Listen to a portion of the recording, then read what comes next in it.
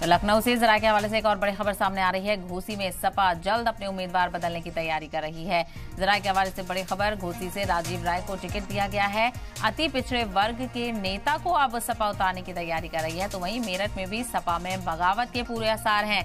सपा ने भानु प्रताप का टिकट काट दिया है। सपा एमएलए रफीक अंसारी ने पर्चा खरीद दिया है। रफीक अंसारी ने मेरठ से पर्चा खरीदा है। तो समाजवादी पार्टी में बहुत कुछ सियासी हलचल देखने को मिल रही है और ऐसे में लीडरान की नाराजगी भी यहां पर देखने को मिल सकती है। तो घोसी में सपा ने अपना उम्मीदवार बदलने की बात कही है। जरा के हवाले से बड़ी खबर सामने आ रही है। जिस तरह से मुरादाबाद से उम्मीदवार बदला गया है, उसके बाद एसटी हसन के हिमायतियों में नाराजगी देखने को मिली। तो वहीं दूसरी तरफ अब घोसी में भी और मेरठ में भी इसी तरह की बगावत देखी जा सकती है।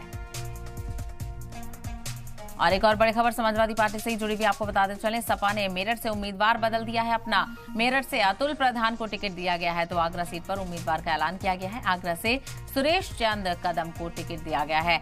तो मेरठ में आपको बताते चलें बगावत देखने को मिल सकती है। पूरे आसार हैं क्योंकि सपा ने भानु प्रताप का टिकट काट दिया है। और आपको बताते चलें कि सपा ने मेरठ से अतुल प्रधान को टिकट दिया है।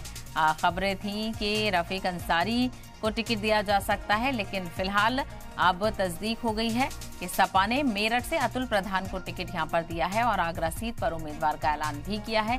आगरा से सुरेश चंद कदम को टिकट दिया गया है।